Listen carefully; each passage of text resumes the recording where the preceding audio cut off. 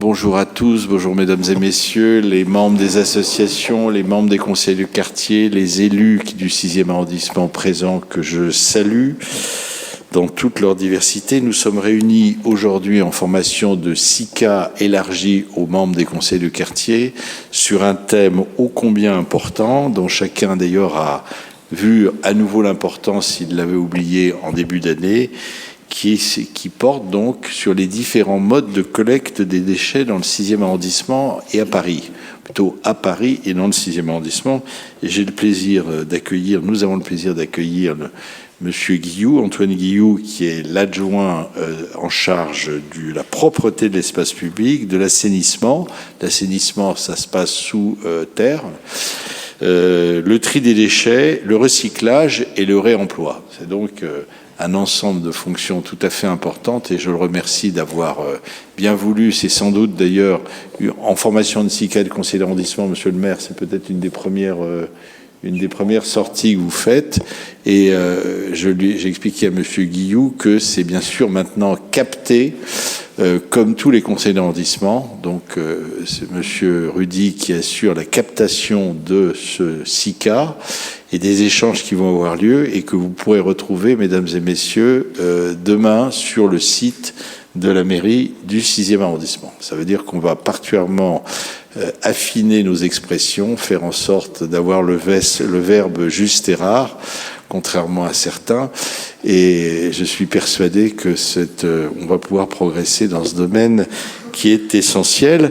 Permettez-moi d'ailleurs de dire que je le dis toujours, je le répète toujours, mais j'ai un respect infini pour les agents de la propreté de la mairie de Paris, comme d'ailleurs des différentes entreprises qui peuvent intervenir avec lesquelles la mairie de Paris a contractualisé pour un certain nombre de collectes. On vous expliquera ça tout à l'heure, car c'est un travail difficile, répétitif, lourd, surtout si on le pratique, et on le pratique souvent, bien évidemment, pendant des années, des décennies, avec bien sûr les contraintes que l'on peut avoir dans un milieu urbain et à des périodes différentes. Il est évident que quand on travaille actuellement dehors avec les températures qui baissent, on a une contrainte qui pèse forcément, et avec des horaires qui sont des horaires souvent décalés par rapport à une activité traditionnelle telle que celle qu'on peut exercer, quelle que soit sa profession. C'est donc des contraintes excessivement lourdes. Si on y rajoute la neige, qui peut arriver, alors moins souvent à Paris que dans les Alpes, mais ça peut également arriver, et ça peut conduire à des situations difficiles. La neige dans les feuilles étant d'ailleurs, je le dis toujours, ça fait une tambouille, créant des situations particulièrement désagréables. Et puis ensuite, après la neige, ça peut être le verglas. Bref, et l'été, maintenant, on n'échappe pas effectivement à des vagues de chaleur qui contribuent là encore à rendre encore plus difficile les actions de nos agents. Donc merci à eux, merci pour tout ce qu'ils font quotidiennement dans le 6e arrondissement. Après, c'est pas uniquement une ode à nos agents, on va voir en détail ce qui est fait, et par vos interventions, par vos remarques, on pourra peut-être contribuer à améliorer les choses, étant entendu que la propreté d'un quartier, d'une rue, d'un arrondissement, d'une ville, tient au mode de fonctionnement, au mode de collecte, à l'argent qu'on y met, à la capacité de nos agents à travailler, mais ça repose également sur le civisme de nos concitoyens. Civisme de nos concitoyens, des entreprises, de l'ensemble des acteurs de la ville, qu'ils soient entreprises, qu'ils soient particuliers, et qui peuvent aussi contribuer par des comportements plus ou moins vertueux à améliorer ou au contraire à rendre plus compliquée la gestion des déchets que nous produisons quotidiennement. On va revenir dessus, mais voilà, monsieur le maire, mesdames et messieurs les élus, mesdames et messieurs les membres des associations, ce que je souhaitais dire en préambule. Et je vous donne bien volontiers la parole, monsieur le maire.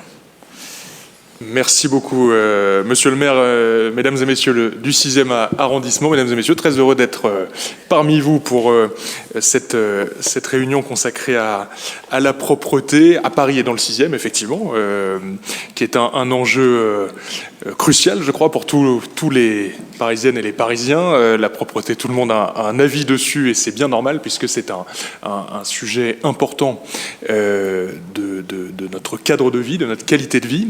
Et donc, on s'emploie évidemment à faire en sorte qu'elle à travailler sur de nombreux aspects. Et je remercie par avance Patrick Graal, qui est responsable de la division propreté des 5e et 6e arrondissements, qui va détailler tout ce qui est fait par les agents de la ville en la matière.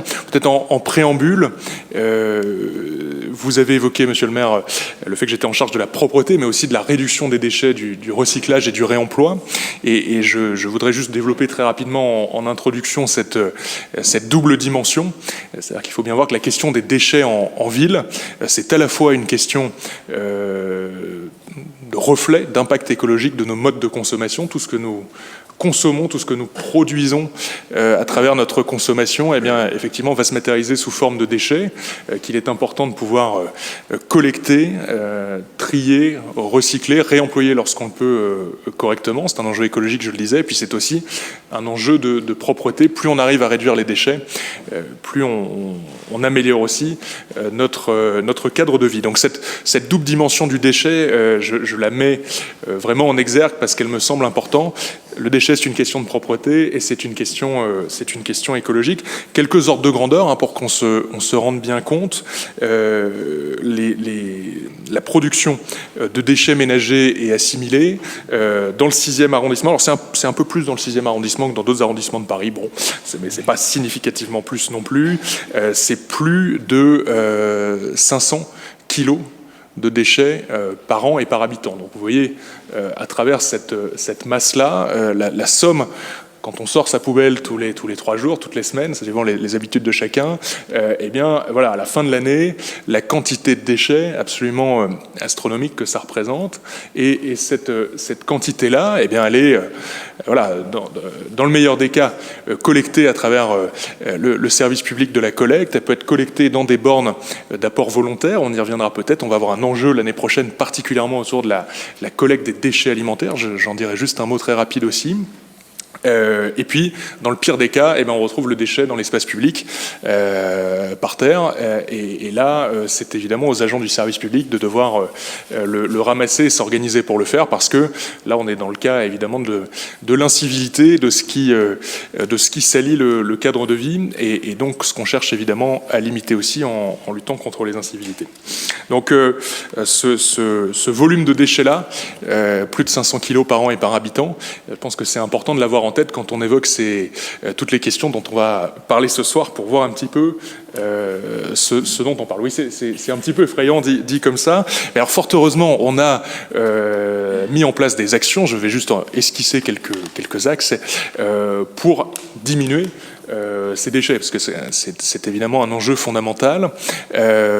Diminuer ces déchets. Alors, la ville en la matière est forcément un petit peu limitée, puisqu'on est en aval de la chaîne, c'est-à-dire nous on arrive et les habitants et consommateurs aussi, quand le déchet a déjà été produit. Il y a tout un effort qui est à faire, à mon avis, au niveau national, pour faire en sorte qu'on limite les emballages à la source, qu'on favorise l'allongement de la durée de vie des produits, l'éco-conception, tous ces enjeux qui font qu'on est à la base moins de déchets liés à notre mode de consommation. Mais une fois que le déchet a été produit, eh bien là, on va chercher à le trier, à le collecter de la meilleure manière possible. Et je disais, au-delà de tout ce qu'on fait déjà aujourd'hui, il y a un enjeu l'année prochaine, puisqu'on va généraliser la collecte des biodéchets, donc les déchets alimentaires, qui représentent une part importante de nos poubelles à toutes et tous. Environ, à Paris, 30% de nos déchets sont des déchets alimentaires.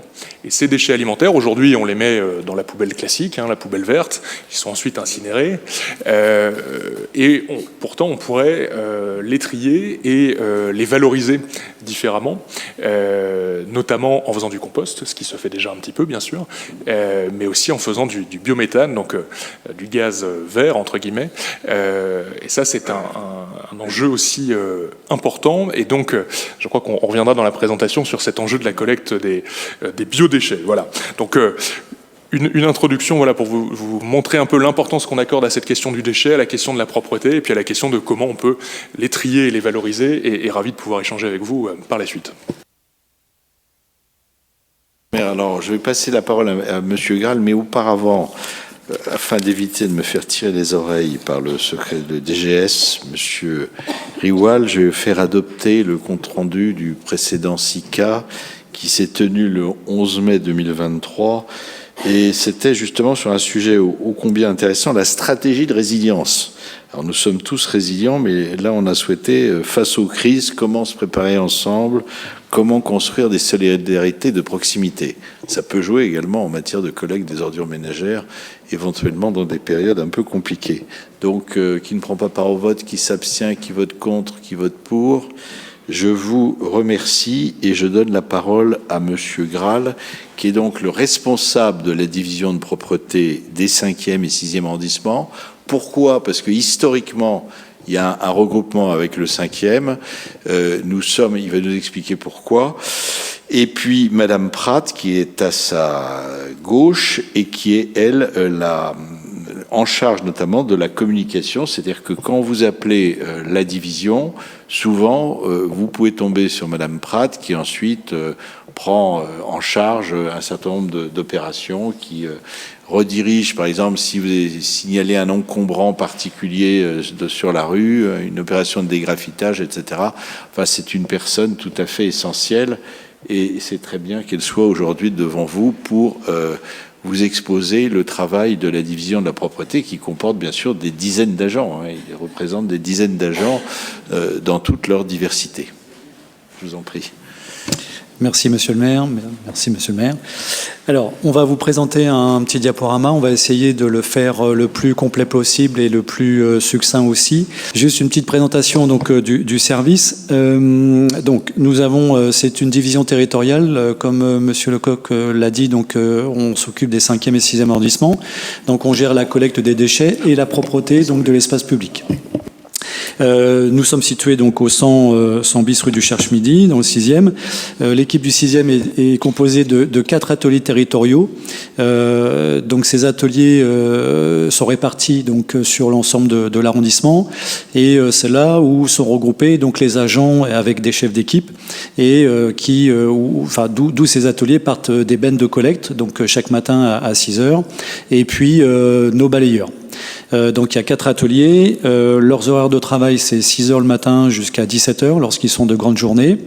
Et à ces 4 ateliers, il y a des ateliers plutôt mixtes et engins, tous les petits engins de trottoir que vous voyez évoluer sur les trottoirs de l'arrondissement. Donc ils sont aussi sous ma responsabilité.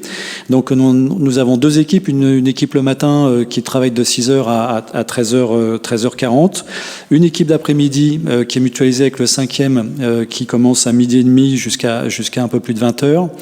Et depuis peu de temps, juste après le Covid, nous avons créé ce qu'on appelle une équipe urgence propreté.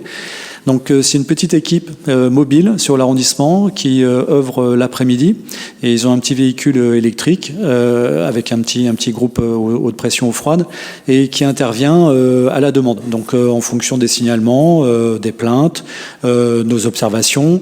Donc comme ils sont mobiles, en fait, on a une capacité d'intervention assez rapide sur l'ensemble de l'arrondissement. Globalement, les agents travaillent 7 jours sur 7. Il n'y a que le 1er mai que nous ne travaillons pas. C'est un jour chômé pour nos équipes. Et donc, globalement, nous sommes présents de 6 heures à peu près à 19h30, 20h sur le terrain. Rapidement, quelques chiffres sur les moyens humains et matériels. 318 éboueurs sur l'ensemble des 2 arrondissements, puisque nous avons des équipes, comme je vous l'ai dit tout à l'heure, une équipe d'après-midi qui est mixte, qui travaille sur les 2 arrondissements. Nous avons une 50aine de personnels encadrants et des personnels administratifs et techniques, donc rue du Cherche-Midi à la division. Les moyens mécaniques pour le 6e, donc par jour, ce sont 11 bennes de collecte, donc confondues ordures ménagères et déchets recyclables, on va y revenir juste après. Nous avons 5 bennes de collecte pour le verre, puisque c'est collecté une fois par semaine. Donc ça, c'est une entreprise privée, mais pareil, je le détaillerai tout à l'heure. Et 4 véhicules de ramassage pour les objets encombrants. Lourde tâche, puisque en fait, vous verrez les chiffres tout à l'heure, c'est une activité qui nous prend beaucoup de moyens et beaucoup de temps. Il y a beaucoup d'objets encombrants. C'est un service assez exceptionnel à Paris, puisque c'est gratuit et un enlèvement à la demi-journée, ce qui, je crois, n'existe nulle part ailleurs, mais qui nécessite pas mal de moyens pour pouvoir répondre à ces résultats. Les déchets, donc la collecte. Donc vous avez à l'écran, donc c'est une poubelle en fait moyenne. Comment est-ce qu'on a réussi à identifier ce détail-là? C'est-à-dire que le SICTOM de temps en temps font des captations. En fait, ils regardent, ils vident une benne et ils regardent ce qui se passe dans la benne. Et pourquoi est-ce que ces déchets-là sont dans une benne ordures ménagères alors que ça devrait être des déchets recyclables, etc., etc. Et donc on en tire une poubelle type que vous avez à l'écran. Et donc, on peut vite se rendre compte que vous avez à peu près 40% des déchets qui sont des déchets recyclables, qui théoriquement ne devraient pas être dans une poubelle ordures ménagères. Vous avez un peu de verre, vous avez un peu plus de 6% de verre. Bon, après, vous avez des vêtements, vous avez du bois, différents déchets. Et donc, on se rend compte rapidement que le tri à Paris donc, est important, mais on peut mieux faire. C'est-à-dire qu'il y a vraiment un effort à faire sur la captation des déchets recyclables. On a un immeuble sur 5. Alors, ça, c'est lié aussi au tissu urbain du 6e des arrondissements centraux qui pour le coup, sont assez étroits. Donc, ils n'ont pas la place pour accueillir l'ensemble des bacs nécessaires. Je vous rappelle que c'est un bec vert pour les ordures ménagères, plutôt des bacs jaunes pour les déchets recyclables, et au moins un bac blanc pour la collecte du verre, en porte-à-porte, même s'il y a d'autres moyens pour déposer son verre en apport volontaire sur espace public. Mais si on peut mettre les 3 flux, c'est très bien. Et donc, du coup, il peut y avoir aussi un déséquilibre dans certaines copropriétés. On a encore la chance sur le 6e, même si ça a diminué, mais d'avoir encore des gardiens, des concierges. Et elles sont très attachées à leur bac. Quand on y va et qu'on essaye de troquer, excusez-moi l'expression, mais un bac vert contre un bac jaune, parce que l'idée c'est ça, c'est d'avoir 1 pour 1. Bon, voilà, elles veulent pas le lâcher. Elles pensent qu'elles vont pas y arriver, et du coup, bon, mais comme on est persuasif, on y arrive quand même un petit peu.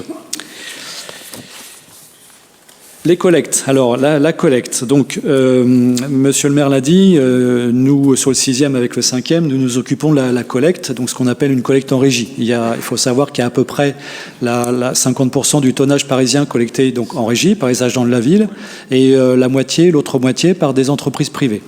La règle, c'est grosso modo, le privé, c'est plutôt le soir, et la régie, c'est plutôt le matin. Mais bon, comme nous sommes de bons Français, il y a toujours des exceptions à la règle. Je ne vais pas rentrer dans le détail, mais donc nous sommes collecte régie le matin. Donc grosso modo, les horaires, c'est 6h, 11h30. Ça, c'est la plage horaire de collecte. Et ça nous arrive de temps en temps, lorsqu'il y a des aléas, des incidents, des rues embouteillées, des livraisons, des déménagements, on ne peut pas terminer la collecte. Et donc c'est pour ça, de temps en temps, vous voyez des bennes tourner encore l'après-midi pour ramasser quelques bacs parce qu'on n'a pas pu tout terminer le matin. Donc, nous, service ville de Paris, donc nous collectons les déchets ménagers. Les déchets non ménagers qui sont assimilables aux déchets ménagers, donc les déchets des entreprises, j'y reviendrai juste après. Certains déchets alimentaires, notamment ceux du boulevard Raspail sur le marché. Donc ça, c'est une collecte régie exercée par nous.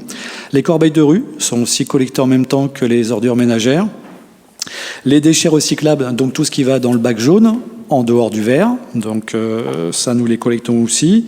Et les biodéchets, donc ce sont les déchets que nous collectons sur les marchés, couverts et découverts, puisque maintenant il y a aussi donc des bacs et des bornes sur ces emplacements-là. Tout ce qui est confié à une entreprise privée, en fait, il y a le verre, donc c'est ce que je disais tout à l'heure. Pourquoi ? Parce que le verre, c'est une collecte particulière qui nécessite du matériel particulier. Les verriers ne veulent pas récupérer du verre qui est broyé, donc on ne peut pas le tasser. Donc en fait, il est juste, on va dire, jeté. C'est pour ça que, si vous avez remarqué, que les bacs sont basculés sur le haut. Donc c'est pas comme une benne classique, ils sont emmenés sur le toit on va dire, sur le dessus du véhicule, et les bacs donc sont ouverts et tombent juste les uns sur les autres. Donc le verre est cassé, mais il n'est pas broyé. Donc ça, c'est important, donc c'est du matériel particulier. C'est aussi une collecte particulière qui est aussi assez dangereuse, parce que bon, on manipule quand même pas mal de verre. Les collectes complémentaires de corbeilles de rue, toutes les corbeilles de rue sont collectées le matin, mais sur certains axes très passants, avec beaucoup de densité piétonne, touristique, il faut qu'on recollecte les corbeilles de rue l'après-midi. Donc c'est ce qu'on fait, et ça c'est confié à une entreprise privée. Et puis certaines collectes de biodéchets, notamment dans les établissements municipaux, comme les écoles principalement, donc les restaurants, la restauration collective. Et là, c'est une entreprise qui vient les collecter à raison de 2 fois par semaine.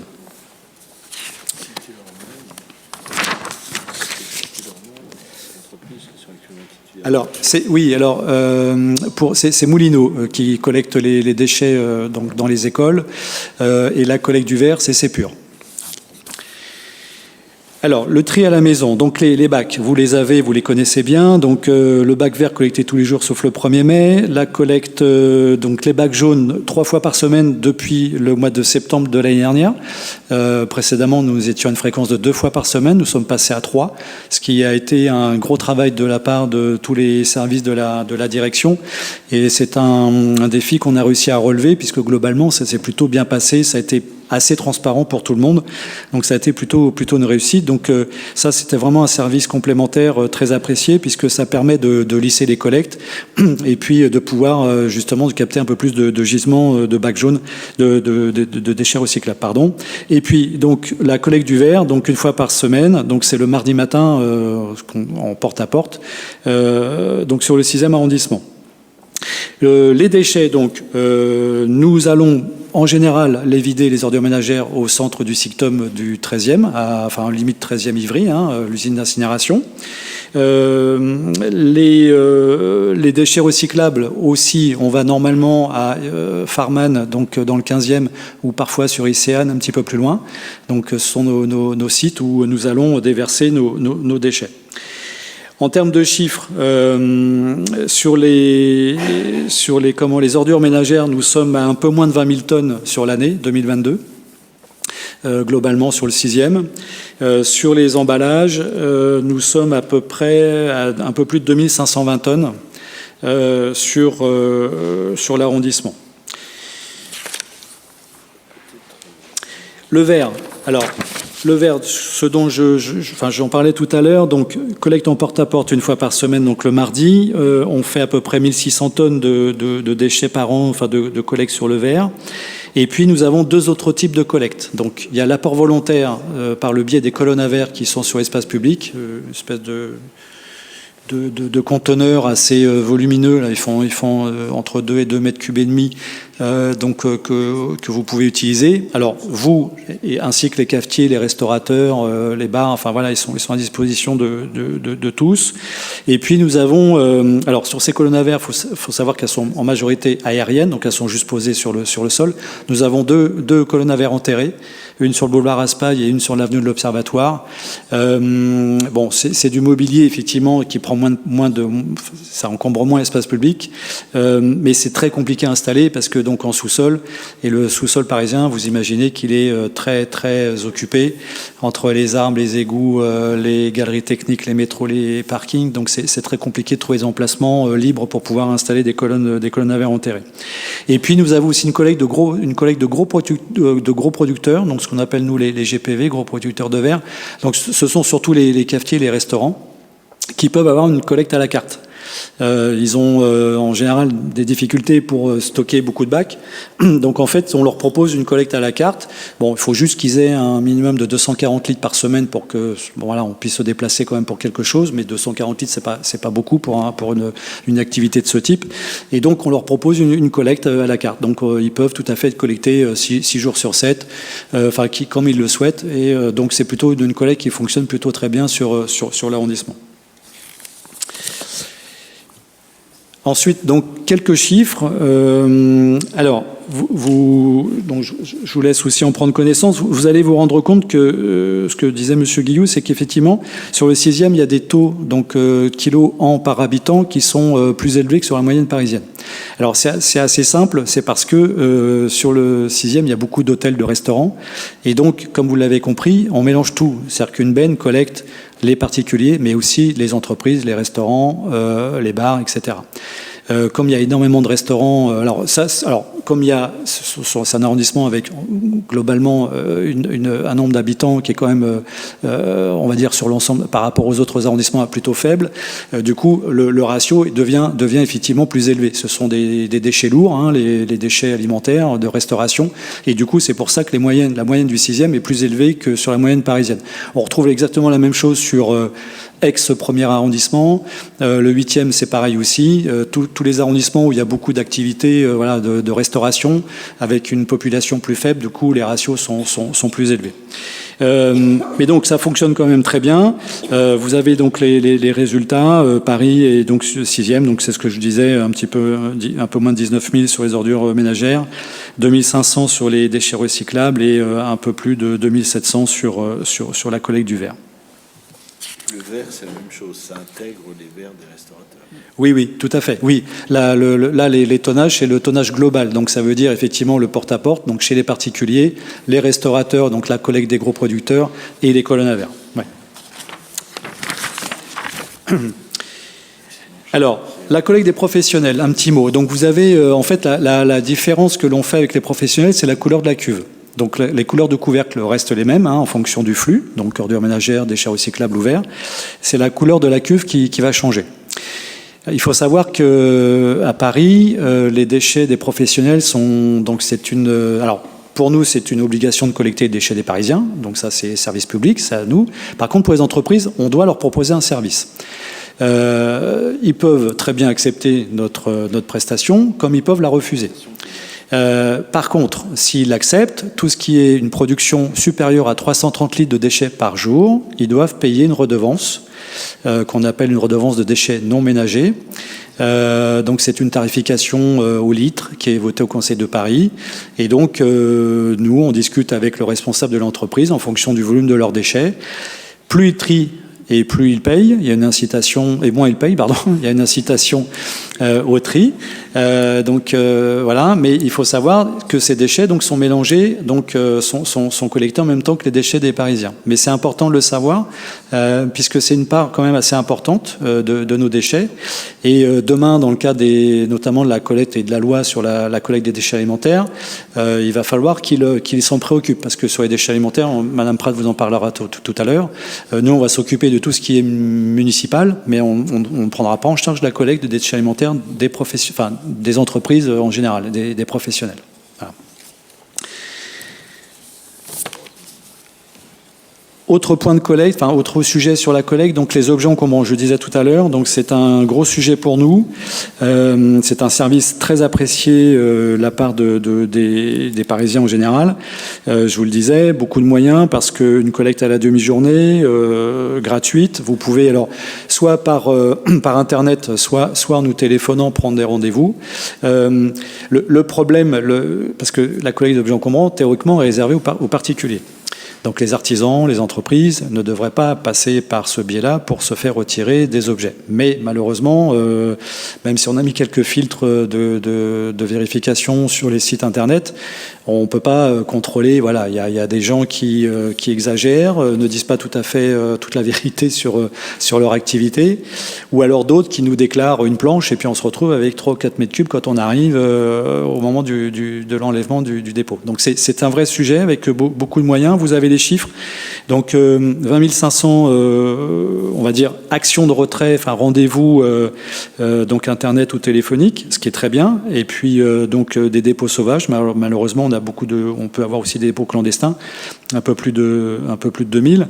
Mais il faut savoir qu'il y a quelques années, c'était l'inverse. C'est-à-dire qu'on avait 2 tiers de clandestins et 1 tiers de rendez-vous, de gens qui prenaient la peine de nous téléphoner pour prendre un rendez-vous. Donc on a quand même réussi à inverser la tendance qui est vraiment primordial.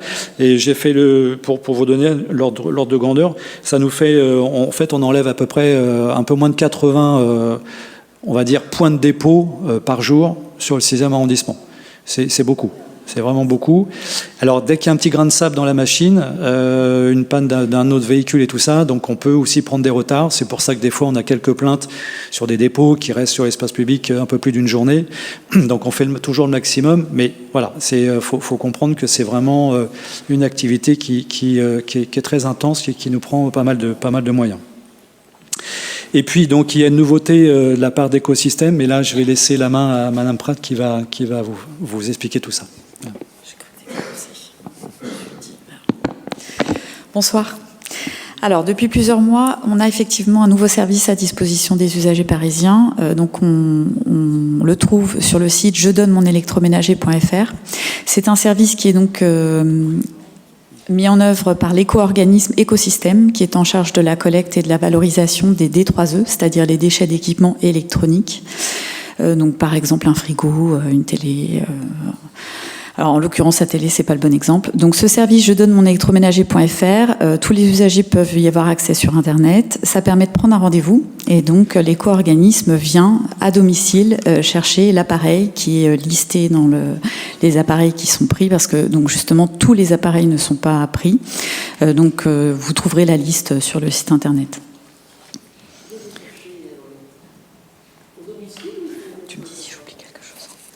Alors oui, ils viennent directement au domicile. Et c'est la particularité par rapport à nos services. Nous, il faut tout déposer en bas de l'immeuble avec le numéro, la référence qui est donnée par la ville. Là, effectivement, il faut fixer un jour, une heure, donner ses coordonnées parce qu'ils vont vous appeler avant de venir et ils montent jusqu'au domicile. Donc c'est vrai que ça répond à un besoin très spécifique. On avait par exemple des gens qui étaient à mobilité réduite ou des personnes âgées qui n'avaient pas de possibilité de porter des choses lourdes en bas de l'immeuble. Donc oui, c'est un service complémentaire. Alors, on a fait le choix de vous présenter l'ensemble des points d'apport volontaire. C'est un terme que l'on utilise beaucoup dans notre jargon, c'est-à-dire tous les dispositifs que vous allez trouver sur l'espace public à votre disposition, gratuits, pour y jeter des déchets. Alors, ça semble être une évidence, mais derrière, il y a une grosse organisation. Et donc, voilà, on a fait le choix de vous les présenter tous sur la même diapo. Alors, on peut commencer, je vais essayer de vous les décrire rapidement. Donc, on a tout d'abord les corbeilles de rue. Donc, sur le 6e, on trouve 830, un peu plus de 830 corbeilles de rue. On vous a exposé par photo les 3 types de corbeilles que vous pouvez rencontrer. La plus ancienne, c'est la bagatelle. C'est celle qui est la plus transparente. Alors, je vais essayer de vous la montrer avec le pointeur. Vous voyez, c'est celle-ci. Ah, pardon. Oui, alors, je vais... Bon, voilà, vous l'avez vu. Donc, c'est la plus transparente. Donc, à l'époque, elle avait été conçue pour les risques d'attentat. Donc, l'idée, c'était de pouvoir voir au travers au maximum. Elle est remplacée, quand c'est possible, et dans la mesure du... Enfin, voilà, au maximum, par la corbeille que va vous montrer mon collègue, que l'on appelle la cibelle. Cette corbeille, on la met en priorité sur des espaces où on a des problématiques de rongeurs. Elle permet effectivement d'éviter que les animaux, les rongeurs et les corneilles puissent tirer les déchets à l'extérieur et que l'on retrouve tous les matins les déchets éparpillés autour. Et pour finir, vous allez voir la dernière corbeille qui est la plus technologiquement la plus avancée. Celle-ci, on l'appelle la Big Belly, c'est-à-dire gros ventre. L'intérêt, c'est que l'on peut y mettre énormément de déchets parce qu'elle est compactante. Donc à chaque fois que vous allez y déposer quelque chose, une machine va écraser le déchet et ça permet d'en mettre beaucoup plus. On va la trouver en priorité sur les endroits où on a énormément de passages, puisque qui dit activité humaine dit déchets. Donc souvent en sortie des stations de métro, dans les endroits très touristiques, voilà. Ensuite, donc on peut parler des colonnes à verre. Mon collègue en a déjà bien parlé. On va en trouver 12 sur le 6e arrondissement, dont 2 enterrées. Donc il y a aussi des bornes textiles, linge et chaussures. Alors ces bornes TLC, elles sont donc installées et gérées par l'éco-organisme en charge de la collecte et de la valorisation donc des déchets textiles et de maroquinerie. Alors, je fais un petit focus sur la question de l'éco-organisme pour les personnes qui n'ont pas forcément de notion sur le sujet. En France, on applique un principe qu'on appelle le principe du pollueur-payeur. C'est-à-dire que le législateur a estimé que les producteurs de produits, et donc bénéficiaires à la vente de produits, devaient participer financièrement à la collecte et à la valorisation de ces déchets. Et donc pour cela, il a depuis plus de 20 ans créé au fur et à mesure des années, imposé par la loi, des filières donc de collecte et de valorisation de ces déchets. Donc on peut citer la première, la plus connue, ce sont les emballages. En fait, les emballages, c'est une loi au départ qui a obligé les producteurs d'emballages et distributeurs à se regrouper et à financer donc la collecte et la valorisation de ces déchets. Depuis lors, il y en a beaucoup d'autres. Donc on peut citer, alors vous allez avoir donc les textiles, linge et chaussures, mais aussi les médicaments. Bon, je ne vais pas toutes vous les citer, mais voilà, il en existe plusieurs. Si vous avez des questions, je pourrais y répondre. Donc là, en l'occurrence, sur Paris, le Relais est donc l'éco-organisme en charge de la filière des vêtements. Et donc, ils installent ces bornes, ils les entretiennent, et donc ils viennent régulièrement les collecter. Donc ce flux qui représente là par exemple en 2023, c'est à l'heure actuelle sur le 6e, c'est plus de 53 000 tonnes pour vous donner une idée. Ce flux, il va être soit renvoyé vers des filières de réutilisation, soit vers des filières de recyclage, selon ce qui va être collecté. Ensuite, donc, on va avoir les nouvelles bornes de déchets alimentaires sur les marchés. On vous a mis un visuel pour ceux qui ne connaissent pas encore. On va faire un focus juste après sur la question de cette collecte de déchets alimentaires. Mais donc aujourd'hui, sur Paris, vous pouvez aller déposer vos déchets alimentaires 24 heures sur 24 sur tous les marchés parisiens dans ces bornes qui sont donc destinées à cette collecte. On va en reparler. Ensuite, vous avez les stations Trilib, qui sont des modules beaucoup plus gros, haut comme une voiture, installés sur des places de stationnement. La particularité de ces bornes, c'est que pour la première fois à Paris, on peut faire le tri sur l'espace public. Vous pouvez le noter sur l'image, on voit un code couleur, le jaune et le blanc, qui rappelle le code couleur des bacs. C'est-à-dire qu'on peut, pour la première fois, sur l'espace public, d'une part jeter des emballages, du papier, du carton, et d'autre part du verre. Il faut savoir qu'on est donc précurseur puisque la loi prévoit que début 2025, le tri sur l'espace public va devenir obligatoire. Donc à Paris, on a démarré. Les résultats sont plutôt bons, ça fonctionne assez bien parce que ça répond à une demande précise. Comme vous disait mon collègue tout à l'heure, à Paris, c'est étroit et on a beaucoup d'immeubles et beaucoup de commerçants qui n'ont pas de locaux poubelles et donc qui n'ont pas possibilité de mettre tous les bacs nécessaires.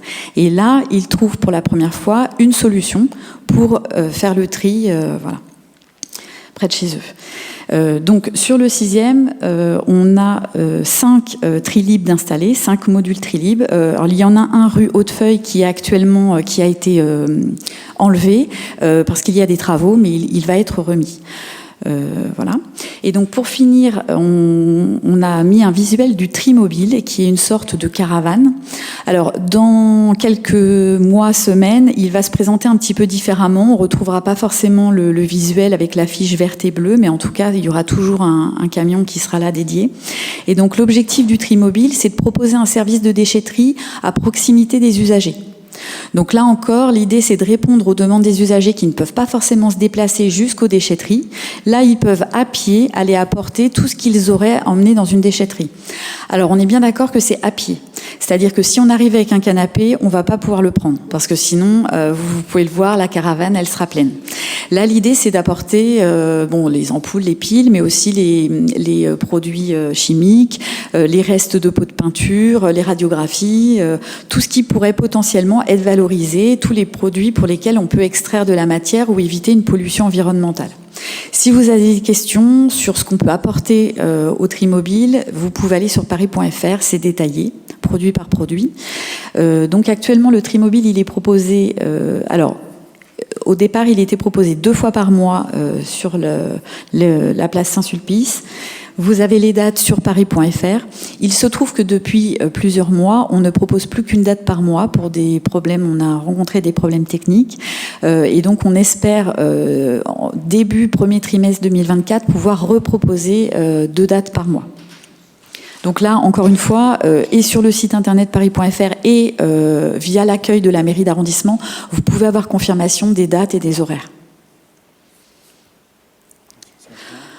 Oui, alors je suis désolée, la carte, elle est un peu, c'est peut-être pas forcément très visible. L'idée, c'était de vous montrer un petit peu la répartition des colonnes à verre, des bornes à vêtements et des Trilib. Mais bon, je suppose que vous connaissez déjà ce qui est à proximité de votre habitation. En tout cas, si vous avez des questions, là, vous pouvez aussi contacter la division de la propreté qui pourra vous renseigner sur le dispositif le plus proche de chez vous. Alors, juste un mot peut-être avant que... Vous avez terminé peut-être, non? Je vous laisse... Quasiment. Comme quasiment, vous ouais. Terminé. Alors donc... Oui, on a vu donc les bornes relais. Alors, un petit focus sur la collecte des déchets alimentaires qui soulève énormément de questions auprès des usagers. Je réponds à beaucoup de questions en ce moment. Alors, le Code de l'environnement, il prévoit qu'au 1er janvier 2024, tous les producteurs et les détenteurs de biodéchets vont devoir prévoir deux choses. D'une part, le tri de ces biodéchets et d'autre part, la valorisation de ces biodéchets. Donc cette valorisation, elle va avoir plusieurs formes. Alors, il peut y avoir du compostage. Donc, attendez, on va commencer par les biodéchets. Les biodéchets, l'idée, c'est tous les éléments qui vont être putrescibles, c'est-à-dire qui vont pouvoir pourrir. Donc, naturellement, on va penser aux plantes, mais il va y avoir aussi tout ce qui est déchets alimentaires. À Paris, notre communication, elle est tournée vers les déchets alimentaires pour une raison très simple, c'est qu'on a très peu de déchets verts, c'est-à-dire des plantes, mis à part notre direction qui s'occupe des squares et jardins. C'est vrai que les usagers vont avoir très peu besoin en termes de plantes. Donc on a tourné notre communication, vous entendrez toujours parler de déchets alimentaires à Paris. Mais tout ça, c'est le même mode de valorisation. Donc, à Paris, on a commencé il y a plusieurs années à expérimenter cette collecte, puisque donc cette obligation de prévoir le tri à la source et la valorisation, elle s'étend aussi aux collectivités. Donc, à Paris, on a démarré il y a plusieurs années. On a fait une expérimentation sur 3 arrondissements, les 2e, 12e et 19e, et on a déployé une collecte en porte-à-porte. Je vous en parlais tout à l'heure. Enfin, mon collègue vous en parlait tout à l'heure, c'est-à-dire dans chaque immeuble. Donc, on a prévu des camions, des hommes, de la sensibilisation, des bacs dans tous les immeubles. On a beaucoup communiqué, on est allé cogner à chaque porte pour expliquer aux usagers. Au bout de plusieurs années, il y a un bilan de cette collecte qui a été fait. Et là, le choix dans les années à venir, c'est non pas de déployer cette collecte en porte-à-porte, mais de déployer une collecte en point d'apport volontaire, c'est-à-dire sur l'espace public. Donc pour ce faire, ce que l'on a fait comme choix, c'est que pour commencer, il a été choisi d'implanter les premières bornes de points d'apport volontaire sur les marchés parisiens. D'une part parce que des marchés, il y en a sur tout Paris, le territoire est très bien maillé, et d'autre part parce qu'on collectait déjà les biodéchets des marchés. Donc on avait déjà des circuits de collecte qui étaient existants. L'idée, c'est de rendre cette collecte la plus efficiente possible et aussi la moins coûteuse, bien sûr, pour le contribuable. Donc, dans ce cadre, sont déployées depuis cet été sur tous les marchés parisiens des bornes que vous voyez donc à l'image à disposition des Parisiens. Bien évidemment, tout le monde n'habite pas à moins de 5 minutes d'un marché, donc dans les mois à venir et dans les années à venir vont être déployés d'autres points d'apport volontaires. Voilà, sachez-le, ça ne va pas s'arrêter là.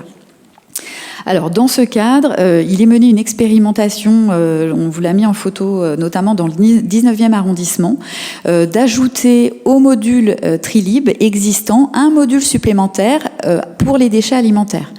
L'expérimentation est menée, on va voir comment ça va vivre, on va voir quels sont les tonnages et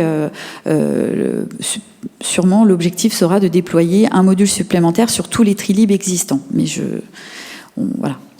Je vous ai mis à l'image la charte graphique de la ville sur les déchets alimentaires. Vous voyez l'affiche avec l'entourage marron. C'est tout. Quand vous voyez comme ça de la communication de couleur marron, on va traiter des déchets alimentaires. Alors, pour finir, donc ces déchets alimentaires, une fois qu'ils partent dans les bennes, ils sont emmenés dans ce qu'on appelle des centres de méthanisation. L'objectif, encore une fois, c'est de valoriser nos déchets et donc de faire baisser le bilan environnemental du traitement de ces déchets. Donc il se trouve que via cette technique de la méthanisation, on va faire de ces biodéchets différentes choses. D'une part, on va pouvoir produire de l'énergie, puisque via ça, on va pouvoir, on sait le transformer en électricité et en biogaz. Ce biogaz a différents usages. Et donc, on va aussi obtenir une matière organique qu'on appelle le digestat, qui va pouvoir être répandue de nouveau dans les différentes terres agricoles pour produire au mieux. Voilà. Et donc, pour finir, dernier point, sur votre arrondissement, vous avez aussi des dates régulièrement par trimestre où vous pouvez aller porter sur l'espace public vos D3E. Donc, encore une fois, les déchets électriques, électroniques. Donc, si cela vous intéresse, n'hésitez pas, sur paris.fr, vous aurez les informations. Merci de votre attention. Merci infiniment. Je voulais juste remercier tout d'abord Madame Pratt pour l'excellence de son exposé, sa synthèse, redire certaines choses, compléter plutôt. Les colonnes à verre, vous le savez, vous les repérez, c'est un certain volume, donc c'est massivement sur les grandes artères du 6e arrondissement. Boulevard du Montparnasse, boulevard Saint-Michel, boulevard Saint-Germain. Un certain nombre d'entre elles ont été retirées au cours des dernières années pour cause de manifestations. Elles ont été systématiquement remises.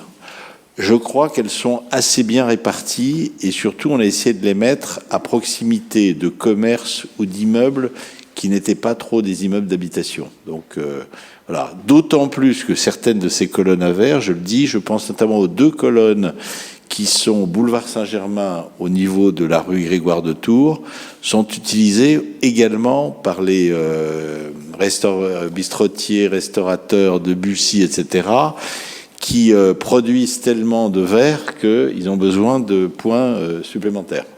Voilà, première chose. Sur les bornes textiles, linge et chaussures, et je remercie Monsieur Graal, au cours des dernières années, on a beaucoup travaillé ensemble, on avait historiquement un système différent.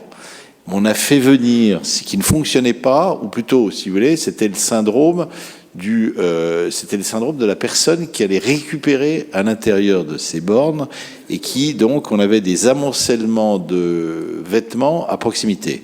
Là, le système qui a été déployé, que la grosse borne verte, est assez efficace. Vous la retrouvez également sur les grands axes.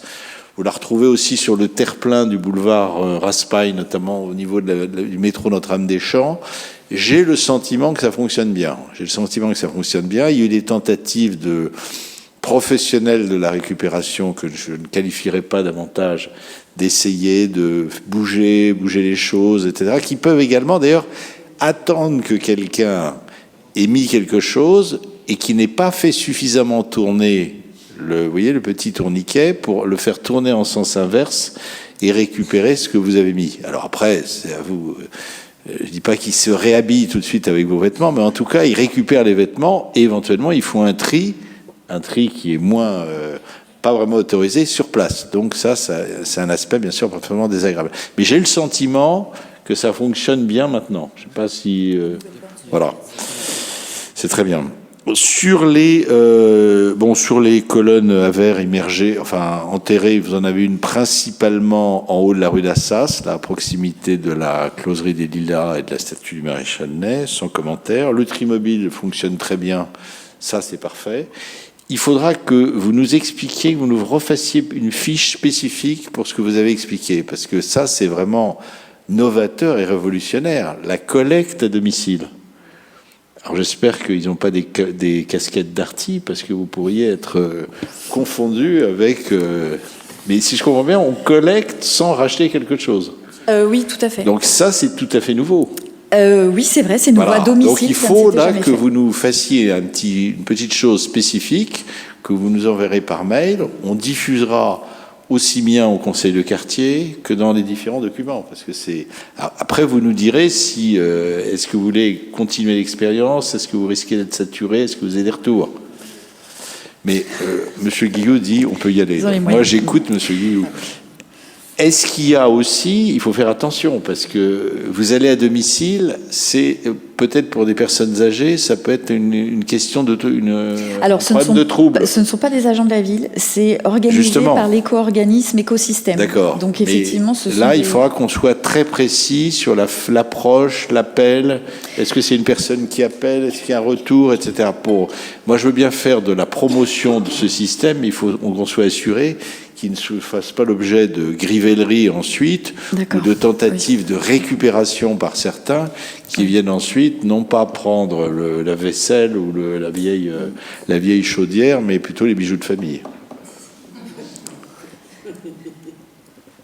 Pourquoi tu ris ? Donc... Alors oui, donc on va effectivement transmettre toutes les informations nécessaires à la mairie. Donc c'est vrai que la particularité, c'est qu'il y a une liste d'objets collectés bien précise. Donc c'est vraiment un petit peu la limite de ce service, c'est que voilà, ils vont pas tout prendre, mais oui, ok. également vous dire qu'on en a déployé un certain nombre.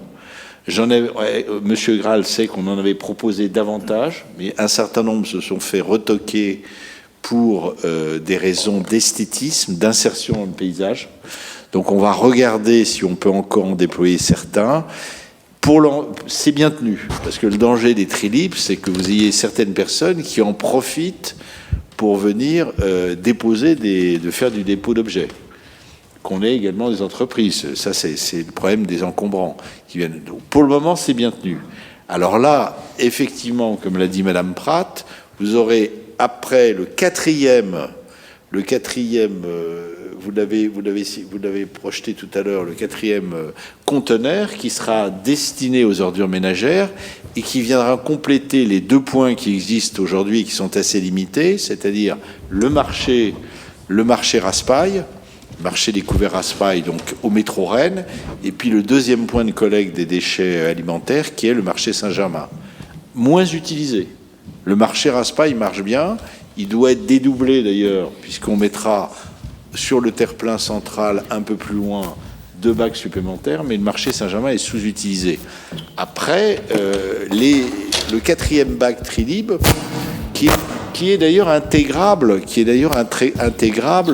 dans les systèmes actuels, parce que dans le système Trilib, vous avez 3 bacs et vous avez un quatrième qui normalement intègre, si vous voulez, des objets, des bacs de recharge notamment pour y mettre des balais destinés au personnel. Donc ce bac-là va disparaître et ça sera remplacé par un déchet ménager. Je ne sais pas si vous collectez aussi les micros qui ne fonctionnent plus, mais on pourra s'intéresser à ça. Voilà, hein, donc je voulais vous le dire, les stations Trilib vont être effectivement opérationnelles, davantage opérationnelles, et ça vous nous ferez savoir.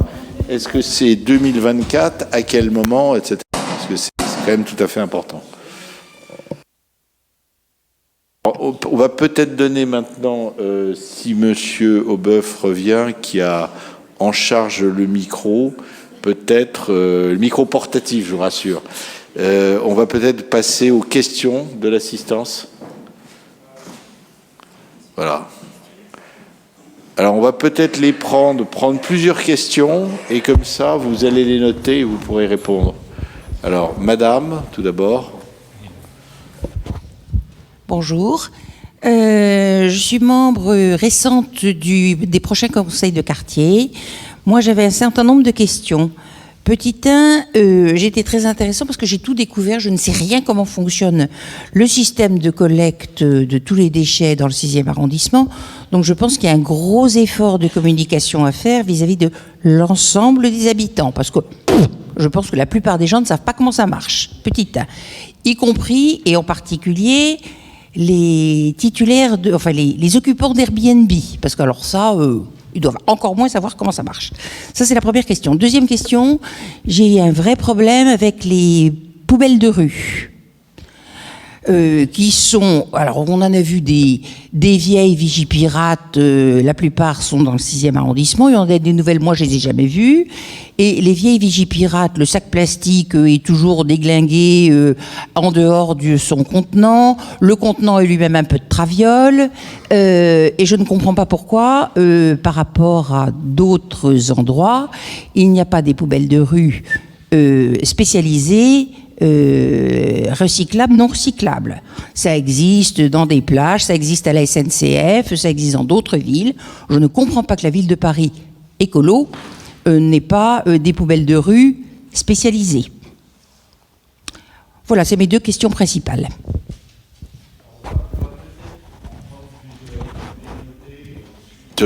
Donc, Monsieur Guillou, Madame Pratt ou Monsieur Graal répondront. Bonsoir, merci. Julie Noyal, je suis membre du conseil de quartier Odéon. Vous avez rapidement évoqué la collecte dans les établissements scolaires, les collectes des biodéchets. J'aimerais que vous nous en parliez un peu plus dans le 6e arrondissement pour savoir si ce sont effectivement des camions qui viennent enlever les biodéchets lorsque les établissements scolaires font les tris. Et j'ai une demande particulière que je fais depuis plusieurs années qui concerne la cité scolaire Montaigne, parce qu'il y a près de 1000 repas par jour, que les élèves font le tri à la cantine depuis de nombreuses années, mais que malheureusement, il n'y a pas finalement la collecte des biodéchets alors que les élèves font le tri. Donc j'aimerais savoir comment ça peut s'inscrire dans les cadres des obligations de collecte à partir de 2024. Ah, merci. Bonjour, c'est Denis Lemarchand, j'habite rue Jean-Ferrandi. Vous n'avez pas parlé de Dans ma rue. Moi, je trouve que c'est un service très intéressant et dont je suis très content. Et à chaque fois que je fais une remarque, dans les 2 jours qui suivent, le truc est enlevé. Je trouve que c'est une bonne... Et deuxièmement, les collectes alimentaires dans ma rue, justement dans ma rue, là, c'est en face de chez moi, tous les matins, j'ai donné à Monsieur Graal deux grands A4 là, avec les déchets alimentaires de l'école Jean Ferrandi. Et au fond, ça serait bon de former ces élèves-là, parce qu'en définitive, qu'est-ce qu'ils vont faire après? Ils vont être restaurateurs, ils vont être cafetiers et tout ça. Il y aura énormément de déchets à traiter. Voilà. Bonjour, Magda Mansour du Conseil de quartier Rennes. Vous avez évoqué à un certain moment les déchets végétaux en disant que dans la communication, en fait, on parlait des déchets alimentaires uniquement, et donc, en fait, je ne savais pas si c'était possible d'y mettre des déchets, des plantes. Et je me permets de distinguer entre la plante verte, on va dire, des troncs, donc une sorte de bois, et la terre. Et donc, je voulais savoir où est-ce qu'on peut jeter ça. Merci. Bonjour, je m'appelle Cordélia Fourneau, je suis membre du conseil syndical d'un immeuble rue du Cherche-Midi. Je voulais savoir ce qui se passe avec les objets encombrants, parce que dans Paris, il y a des matelas complètement neufs qui sont jetés, des armoires absolument... des tas de choses qui pourraient être utiles à des populations défavorisées. Je voulais savoir qu'est-ce qui se passe à ce niveau-là. Oui, bonjour, Jean-Paul Loras, conseil de quartier Rennes. Moi, j'ai une question concernant les emballages et savoir comment sont normalement ramassés les emballages qui sont en augmentation considérable, emballages de carton en particulier, liés aux nouveaux modes de distribution. Je constate simplement que ça encombre énormément les poubelles jaunes. Je voudrais savoir si c'est bien l'endroit où ces cartons doivent se trouver, et qu'est-ce que ça représente dans le tri des déchets aujourd'hui. Oui, bonsoir. Je fais partie du conseil de quartier Monet. Une question, parce que j'habite un petit immeuble. On n'a pas de tri puisqu'on n'a qu'une seule poubelle pour le local. Donc j'ai bien écouté toutes les futures indications. Et donc voilà, je pense qu'on n'est pas prêt, en tous les cas dans notre immeuble, d'avoir 3 poubelles, puisqu'on n'en a qu'un. On n'en a qu'une. Voilà, bon, c'est une difficulté.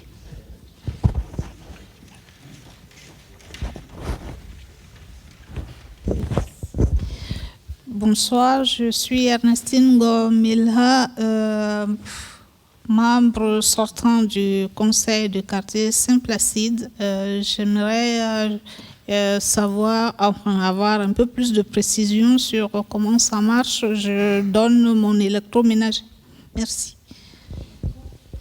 Je donne mon électroménager, j'ai vu tout à l'heure, pour échanger.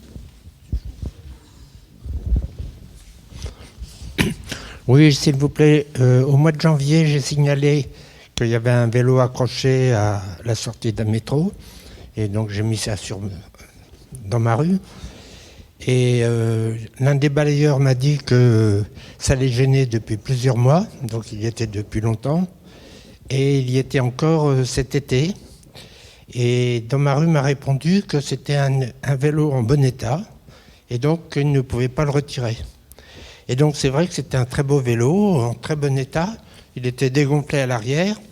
Et donc, j'en ai informé la ville de Paris. vos agents sont gênés pour passer le balai à cet endroit-là, et le vélo y est toujours.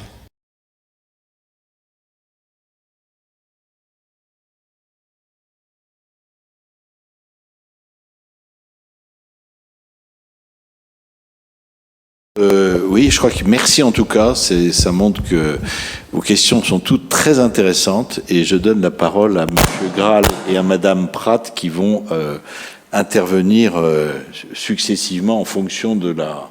Et puis Monsieur Guillou peut-être aussi, pardon, Monsieur Guillou voulait aussi intervenir tout de suite sur un premier round de questions.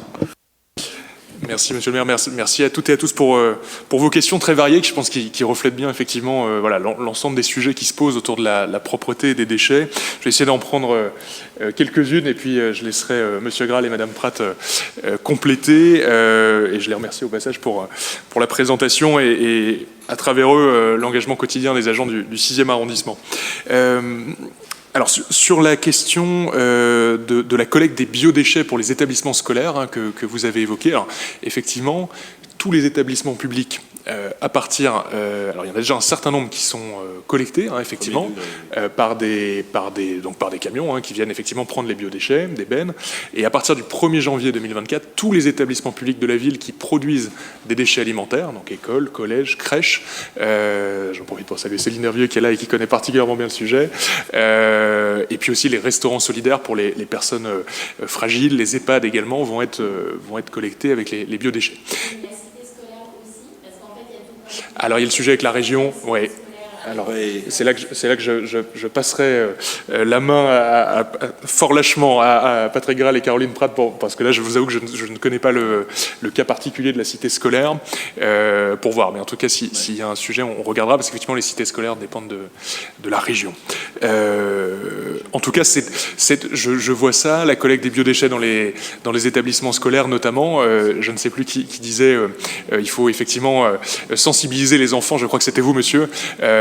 Effectivement à la question du tri et c'est effectivement ce que nous faisons à travers notamment les animateurs et le périscolaire pour pouvoir effectivement inviter les enfants à trier le midi et ça à la fois ça permet d'améliorer la qualité du tri des établissements mais surtout moi j'y vois un avantage majeur au-delà de la profession future des enfants, c'est surtout que comme on le sait les enfants sont les premiers influenceurs de leurs parents et donc c'est une bonne chose je pense, la qualité du tri s'améliore aussi parce que les enfants le soir en rentrant à la maison iront inviter les parents peut-être à dire finalement ça vaut le coup de trier. Notamment sur les biodéchets qui, comme vous l'avez vu, vont pouvoir être valorisés. Sur Dans ma rue, monsieur, merci beaucoup de l'avoir évoqué, parce que je pense que c'est une application. Alors, il y a quand même le cas du vélo, effectivement, qu'il va falloir investiguer, parce que ça n'a pas l'air clair, mais sinon, de manière générale, la question est très claire, mais pourquoi il est encore là, ça a l'air moins clair, mais en tout cas, le service Dans ma rue, effectivement, je vous invite vraiment toutes et tous à l'utiliser si vous ne le faites pas déjà, parce que c'est vraiment un outil très pratique pour les services de la ville, pour ensuite pouvoir intervenir rapidement, vous répondre directement quand vous l'utilisez, et surtout vraiment l'avantage, c'est que ça permet, normalement, si le signalement est assez simple et bien, je dirais, catégorisé, ça permet d'envoyer vraiment directement votre signalement, le signalement du problème au service concerné de la ville, et ça facilite le traitement. Alors après, évidemment, il y a des problèmes qui sont plus ou moins simples à résoudre. Les équipes de la direction de la propreté interviennent vraiment très rapidement partout dans Paris. Parfois, il y a des problèmes plus compliqués à résoudre, qui peuvent être notamment des problèmes de voirie. Ça, c'est vrai que quand vous avez un trou dans la chaussée, par exemple, ou dans un trottoir, évidemment, c'est plus compliqué à résoudre que d'aller, et ça prend forcément plus de temps, malheureusement, que d'aller nettoyer, par exemple, des encombrants. Mais malgré tout, les demandes sont enregistrées et ça permet ensuite aux équipes d'intervenir. Sur les encombrants, justement, ça, c'est vrai que c'est un sujet majeur. À la fois, c'est un peu une illustration de ce que je disais en introduction. C'est à la fois un sujet de propreté de l'espace public. Il faut que le système de gestion des encombrants soit bon pour qu'on n'ait pas de déchets qui soient abandonnés dans l'espace public, et vraiment les équipes des encombrants de la ville sont vraiment très réactifs. Le délai de prise en charge est de l'ordre de la journée, donc on est vraiment sur quelque chose de rapide, et le service que nous avons évoqué, qui permet de collecter à domicile, pour l'instant le gros électroménager, mais on va chercher à l'étendre. On va on commence déjà à discuter avec d'autres éco-organismes, puisque ce sont donc ces structures qui sont organisées par filière et qui font que les producteurs, les fabricants de matériel qui les mettent sur le marché, eh bien, doivent payer pour la pollution, pour gérer la pollution future, c'est-à-dire le traitement de ces appareils une fois qu'ils sont hors d'usage ou que leurs propriétaires s'en séparent. Et donc on travaille avec ces éco-organismes pour faire en sorte que ce qu'on fait aujourd'hui sur le gros électroménager, enfin par l'intermédiaire de cet éco-organisme écosystème, on puisse le faire peut-être demain sur d'autres objets, pourquoi pas les meubles, pourquoi pas d'autres sujets. Et derrière, quelqu'un posait, je crois, la question, qu'est-ce qu'il advient de ces appareils? Eh bien, tout l'intérêt de ces filières-là aussi, c'est de faire en sorte qu'après, on ait un diagnostic. Il se trouve que j'étais hier dans l'entrepôt d'écosystème qui collecte ces déchets dans le 12e arrondissement. Et une fois, après qu'ils aient été collectés chez vous, lorsque vous avez pris rendez-vous sur le site qui était présenté, ou d'ailleurs sur le site de la ville, parce que vous pouvez prendre directement rendez-vous sur le site de la ville, qui vous permet soit de choisir le service des encombrants classique, soit de prendre ce service à domicile. Eh bien, une fois que ça a été collecté chez vous, ça arrive dans cet entrepôt. Et là, les équipes d'écosystème et de son prestataire vérifient l'état de l'électroménager, de la machine, et puis, en fonction de son état, vont soit la réparer et la transmettre à des associations qui vont ensuite pouvoir les revendre fonctionnelles et à un prix évidemment bien inférieur, ce qui peut permettre à des gens qui n'auraient pas forcément pu acheter du neuf de se procurer du matériel, soit vont extraire les pièces détachées de la machine. Si on ne peut plus sauver la machine elle-même, on peut peut-être sauver des pièces détachées et les utiliser dans d'autres machines, soit envoyer la machine, si elle est vraiment plus sauvable, directement au recyclage. Donc voilà, c'est derrière ces filières de collecte, il y a aussi toute une logique de valorisation des appareils qui est importante, et donc c'est pour ça que c'est utile d'y avoir recours. Voilà peut-être les quelques points sur lesquels je souhaitais insister. Peut-être juste finir avec le point que vous souleviez, madame, qui me semble particulièrement juste, quand vous disiez que vous avez appris des choses ce soir sur la manière dont fonctionnait le système de propreté. Je crois que ça c'est très important aussi, parce qu'effectivement, je pense que, et moi le premier, avant de m'occuper de ces questions, on n'a pas forcément idée de l'ensemble de l'organisation humaine, industrielle, matérielle qui est derrière le système de la propreté pour que ça fonctionne à Paris tous les jours de l'année, 24 heures sur 24, parce qu'il y a aussi des équipes de nuit évidemment à Paris. C'est plus de 7000 agents qui s'occupent de la propreté de Paris, sans compter les prestataires privés. Et voilà, pour une ville de 2,2 millions d'habitants, évidemment, c'est toute une organisation industrielle derrière pour que ça fonctionne. Et donc on va effectivement, je suis d'accord avec vous, continuer à faire de la pédagogie sur comment ça marche.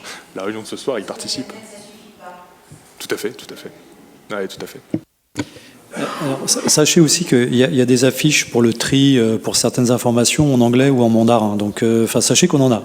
Donc, si dans certains immeubles il y a des besoins, on ne sait jamais, vous pouvez passer par nous, on pourra vous en apporter. Juste sur peut-être un ou deux autres sujets. Donc effectivement les DMR, on avait prévu une slide mais puis on voulait pas faire trop long donc on l'avait retiré, mais effectivement c'est un sujet. Enfin DMR ça fonctionne très bien. Alors il faut savoir que c'est un outil pour vous particuliers parisiens, mais c'est aussi un outil professionnel. C'est-à-dire que sachez que nous aussi les services l'utilisent vraiment beaucoup. C'est devenu aussi un outil professionnel très pratique. Problème de la place dans les immeubles, c'est ce qu'on disait tout à l'heure. Effectivement, c'est compliqué. C'est pour ça qu'on essaie de développer au maximum de l'apport volontaire sur espace public. Donc, voilà, par le biais des bornes d'échelle élémentaire, par les Trélib, les corbeilles de rue, etc. Donc, normalement, on espère pouvoir répondre au maximum aux besoins. Le vélo accroché, donc juste rapidement, un vélo ou une épave, c'est pas dans notre responsabilité de l'enlever. Nous, on peut pas. C'est un objet qui appartient à quelqu'un. Donc en fait, faut savoir quand il y a un signalement DMR par exemple, ça part à la police municipale. C'est la police municipale qui reçoit le signalement et qui va mettre un petit stick sur le vélo en disant voilà, vous avez 8 jours pour enlever votre vélo. Enfin bref. Et théoriquement derrière, il y a donc ils doivent saisir. Donc c'est un autre service de notre direction, la circonscription fonctionnelle, qui intervient pour les enlever, mais une fois que des enquêtes préalables ont été réalisées. Celui-là est peut-être certainement passé à travers les mailles du filet. Donc tout à l'heure, si vous me donnez l'adresse, on vérifiera s'il est toujours là, on regardera s'il y a moyen. Oui, je propose peut-être qu'on renvoie la photo du vélo ou l'adresse précise, qu'on le renvoie dans le circuit pour qu'on sensibilise la police municipale, qui est peut-être pas très active sur ce problème spécifique. C'est toujours particulier. Pendant d'ailleurs un temps, c'était la police nationale qui intervenait. Et ça a fait partie, lorsqu'il y a eu la réforme de 2016, c'est partie des choses qui ont été basculées sur la police municipale. Mais selon les arrondissements, selon le secteur, en tout cas, merci de nous avoir signalé. Sur les cartons, la question des cartons, donc alors c'est une grosse part effectivement que l'on retrouve dans les bacs jaunes. Faut savoir qu'il y a une tolérance parce qu'il y a aussi certains producteurs qui, notamment certains commerçants, n'ont pas la place nécessaire pour avoir des bacs à profusion. Donc en fait, il y a une tolérance pour les jours de collecte sur les bacs jaunes qu'ils puissent présenter des cartons ficelés, bien pliés, bien présentés, à côté du bac. Oui, je sais, madame, vous montrez votre œil, mais je suis d'accord avec vous. C'est-à-dire qu'ils ne sont pas tous aussi bien éduqués que ça. Mais sachez qu'il y a une tolérance. Alors évidemment, il faut que ce soit les jours de collecte des bacs jaunes. Ils n'ont pas le droit de faire ça n'importe quel jour. Mais voilà, il y a une tolérance qui est faite de ce point de vue-là. Oui. Oui. Oui. Alors, on va aller les voir. Oui, c'est-à-dire que alors de la communication, j'en fais. C'est mon cœur de métier, donc je suis très contente de voir qu'il y a une vraie demande. Moi, je peux venir, c'est-à-dire que je peux me déplacer. Je suis allée il y a peu à la résidence Visconti, j'ai rencontré les personnes qui vivent là. Donc là, effectivement, monsieur, on va... l'intérêt, si vous voulez, que vous portez, il est très représentatif globalement de l'état d'esprit général en France.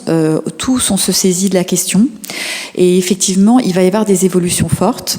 Donc là, il va falloir que les choses bougent.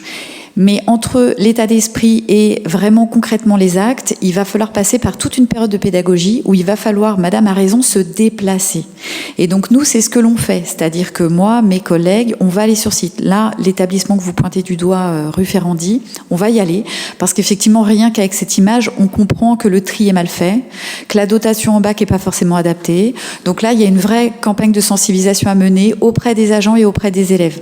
On va le faire, on le fait quotidiennement. Mais c'est vrai qu'il y a beaucoup de travail à Paris. Pareil pour l'établissement Montaigne, la cité Montaigne dont parlait madame. En fait, l'obligation s'applique à tous, mais c'est vrai que les établissements qui vont être privés vont devoir faire appel à des prestataires extérieurs parce que la ville ne va pas leur proposer de collecte. Donc là, je ne sais pas pour l'établissement Montaigne si c'est un établissement... D'accord. Donc l'établissement sera... Je vais m'en charger, je vais interroger, parce que si vous voulez, si j'ai bien compris, Jacques Prévert, on a 2 collèges publics dans l'arrondissement. Donc Jacques Prévert, c'est un collège de la ville, donc ça, il sera collecté. En revanche, Montaigne, c'est une cité scolaire, comme l'a très bien dit Madame Noyal, composée du lycée et d'un collège public, mais c'est effectivement la région qui mène le bal. Donc il faut poser la question à la région. Et puis les établissements privés, vous avez raison, qui sont très nombreux dans l'arrondissement, Carcado-Cesval, Stanislas, École alsacienne, eux devront faire appel à des opérateurs. Mais ils nous posent des questions, ils se retournent vers nous, on échange avec eux, on leur donne des solutions. Enfin, si vous voulez, ça avance. Là, l'établissement va forcément se mettre aux normes en début d'année, donc ils vont devoir aussi... Donc là, encore une fois, moi, je peux me déplacer. Je peux y aller pour travailler avec les élèves, pour travailler avec les équipes administratives. Ils font déjà le tri, c'est ce que vous disiez. Mais la collecte, tout à fait.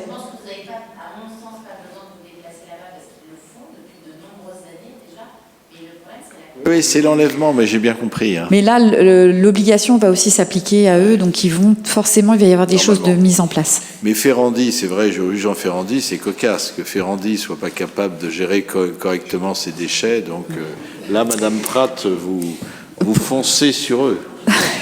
Concernant la demande s'agissant des déchets verts, alors dans les bornes de collecte des déchets alimentaires, on peut aussi y mettre des plantes sans souci. Je pense de la terre, mais en quantité limitée.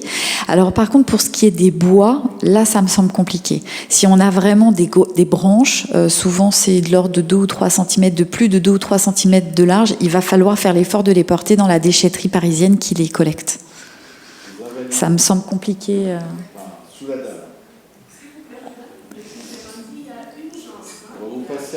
Madame.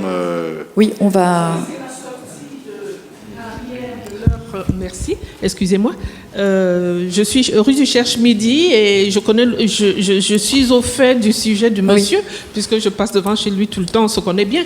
Et donc, il habite juste en face... Enfin, je dis connaît bien... Il habite juste en face des poubelles de la porte de Ferrandi. Donc, qu'est-ce que font les gens de Ferrandi quand ils ouvrent la porte ?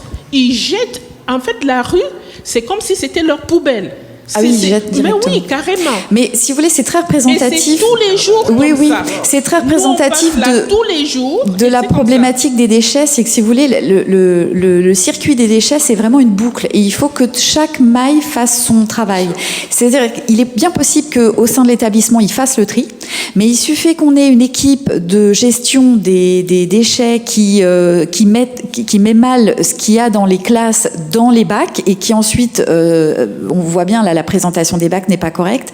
Si vous voulez, il suffit qu'il y ait un chaînon qui manque ou qui ne fait pas son travail pour qu'il y ait une problématique dans la valorisation du déchet. Mais madame, donc c'est vous, vraiment en tant important. que responsable de la communication, je pense que vous avez un rôle à jouer. Parce que si vous allez elle les voir... en est persuadée, madame. Oui, pertinent. Parce que si vous allez les voir, ils vont sensibiliser les Oui, mais chère madame... Ce sont des futurs cuisiniers et tout. Bien sûr, c'est ce qu'on disait tout à l'heure. Absolument, vous avez raison. Là, je vais la semaine prochaine à la Sorbonne. On essaye de rencontrer... Le chargé de ce service, lui seul ne peut pas faire ce travail parce que nous connaissons ce que c'est. Une personne ne peut pas le faire, ce sont les élèves qui doivent être sensibilisés dans ce sens. Et vous avez raison. Parce que vous venez de l'extérieur, donc il y aura un écho. J'espère. Merci. Alors, il y a madame... on va passer à madame Canamella qui ne s'est pas exprimée. Et puis après, on prendra les dernières questions et pour que ensuite monsieur Guillou... Oui, on va essayer de vous répondre. Mais après, on ne peut pas régler tous les problèmes ce soir non plus. C'est une question rapide et très pragmatique. Merci d'avoir dit que vous pouviez vous déplacer. Mais, excusez-moi, est-ce qu'on pourrait avoir votre nom, votre mail, par exemple, sur le site de la mairie? Non, mais moi, je ne vois rien, de toute façon. Mais... Non, mais pas pour moi précisément, que les responsables qui peuvent être contactés directement et se déplacer, que ce soit sur le site. On va, avec ce document qui est très bien fait, on va s'en resservir dans différentes publications.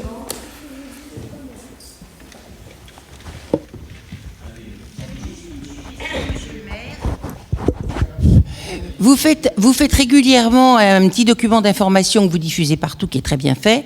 Pourquoi ne pas faire à l'occasion de ce qui va se passer obligatoire en 2024, 1er janvier 2024, les déchets alimentaires obligatoires en compost, pourquoi ne pas faire un numéro spécial de cette brochure qui serait un document de garde pour tous les habitants, d'une part. Et je voulais savoir, est-ce qu'il y a une démarche spécifique faite auprès des syndics d'immeubles? Des syndics d'immeubles de copropriété. On prend les dernières questions. Merci. Bonsoir. Pierre Bornas, moi je fais partie du jardin partagé du Square aux Adames, où on a la chance de disposer d'un composteur. Donc 2 bacs de 800 litres, donc c'est quand même fourni par la mairie. Alors donc c'est la DEV. Alors on a reçu un petit document qui est très très bien fait du SICTOM, donc qui parle du compostage en pied d'immeuble. Je crois que c'est ça le concept. Donc ça, vous en avez pas parlé. Alors, on en a un dans l'arrondissement. Donc j'ai 2 questions par rapport à ça. Est-ce qu'on pourrait en avoir d'autres? C'est-à-dire, est-ce qu'il serait envisageable, parce que ça marche très très bien. Vraiment, on arrive à remplir. Bon, donc ça a commencé en septembre et on est à peu près aux 2/3 du premier bac de 800 litres en fait. Donc ça avance bien. Tous les dimanches, il y a vraiment une dizaine de personnes qui alimentent. Enfin, on est vraiment dans une démarche qui permet de nourrir le compost du jardin. Alors, donc, première question, est-ce qu'il pourrait y avoir ce genre de choses dans d'autres espaces verts? Puisque donc évidemment le compostage, ça nécessite qu'il y ait un espace vert autour pour consommer le compost. Donc ça, c'est ma première question. Je sais pas, par exemple le jardin de l'Observatoire, est-ce qu'on pourrait envisager d'autres sites de compostage dans l'arrondissement? Et ma deuxième question, c'est alors par rapport aux copropriétés, parce que j'avais aussi un peu l'idée de proposer ça dans une copropriété où on a en fond de cours un tout petit peu de place, Mais par contre, on voudrait des... Enfin, est-ce qu'il existe...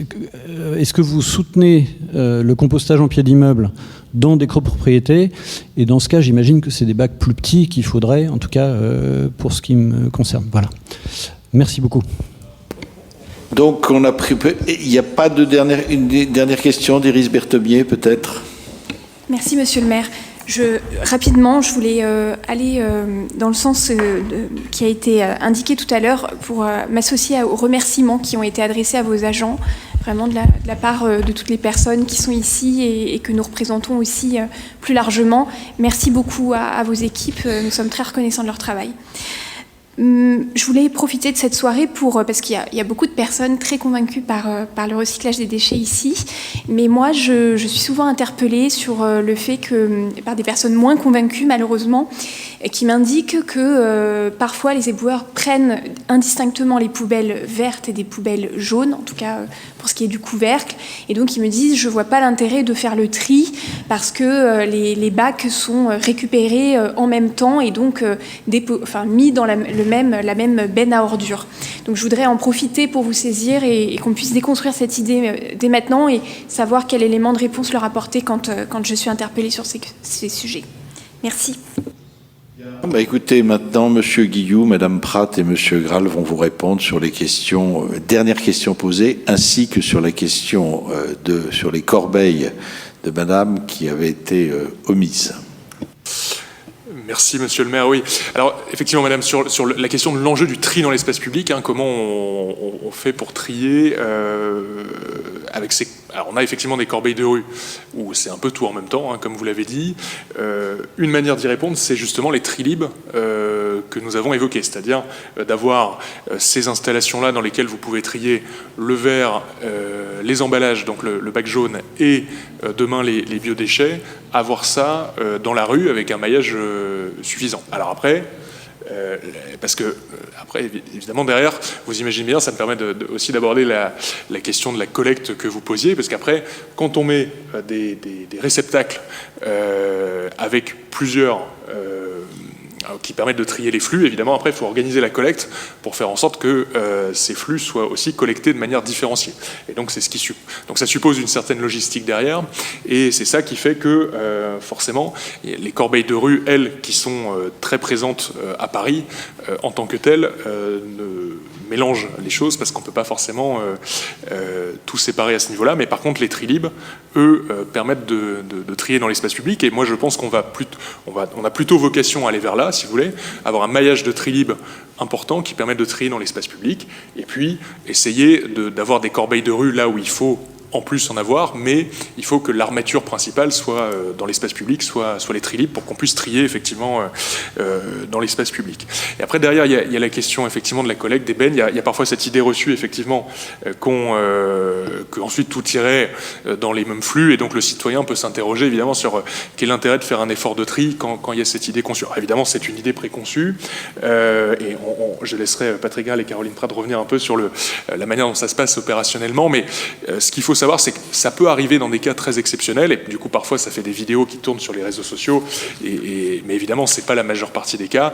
Ça peut arriver dans des cas de très exceptionnels, notamment de grève, durant lesquels il y a évidemment une disponibilité des personnels et potentiellement du matériel qui est réduite, et donc là on est obligé de tout mélanger, et quand je dis nous, c'est le service public de la propreté ou les prestataires privés, parce qu'il y a un moment pas assez de personnel qui travaille.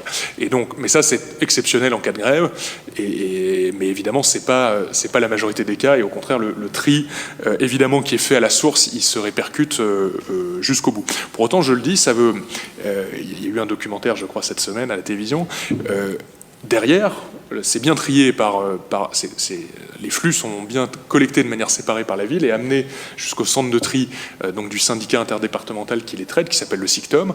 Après, il y a encore des emballages qui sont triés, qui sont mis dans le bac jaune, et que le SICTOM ne sait pas forcément encore bien recycler derrière.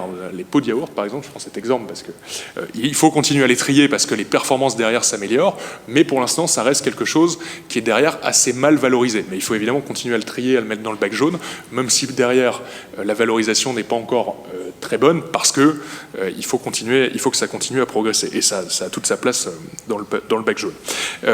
Sur le compost, monsieur, que vous évoquiez, c'est effectivement quelque chose que la ville soutient, avec, je crois, le soutien aussi de l'ensemble des mairies d'arrondissement. C'est évidemment quelque chose qui à la fois incite à trier les biodéchets, permet une valorisation immédiate, notamment dans les espaces verts, publics ou privés.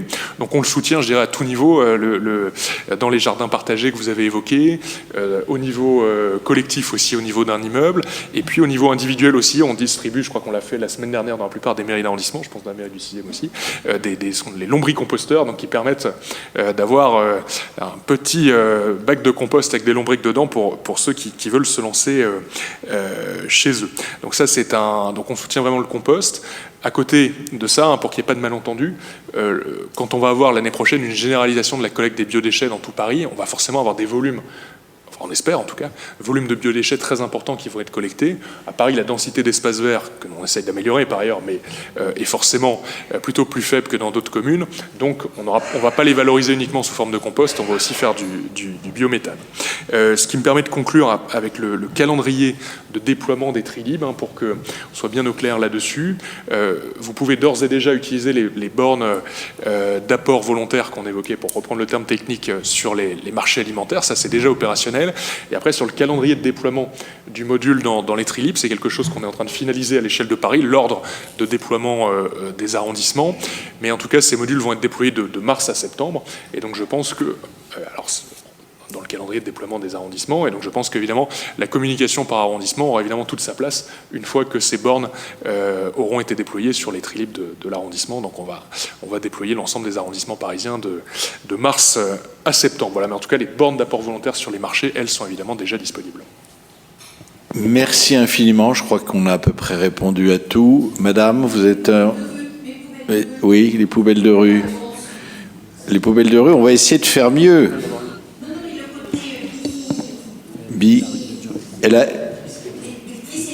Non, mais ça, M. Guillou a répondu. Il vous a dit que les poubelles de rue étaient effectivement utilisées par certains de nos concitoyens de façon, je dirais, non collective, c'est-à-dire qu'on mélange des ordures ménagères avec d'autres déchets qui normalement devraient être triés. C'est pas le cas, mais les Trilib qui existent déjà et qui seront encore plus développés au cours de l'année 2024 permettra à ces personnes de le faire. Mais c'est une démarche volontaire, madame. On peut pas pousser les gens, on peut pas leur mettre un fusil dans le dos.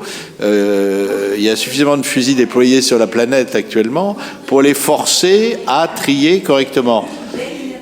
Oui, mais ça après, ça pose des problèmes, d'autres problèmes énormes d'implantation dans l'espace public, évident. Donc, j'ai compris, vous faites allusion effectivement à certaines zones périurbaines ou en province, on a effectivement plus d'espace et on a effectivement des poubelles bleues, jaunes, vertes qui sont déployées. Mais on n'est pas...